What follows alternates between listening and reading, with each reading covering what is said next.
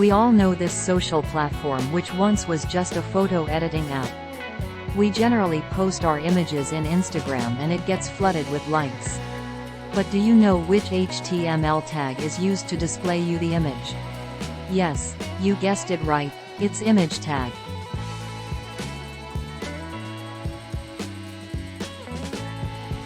I have an image named img.gif.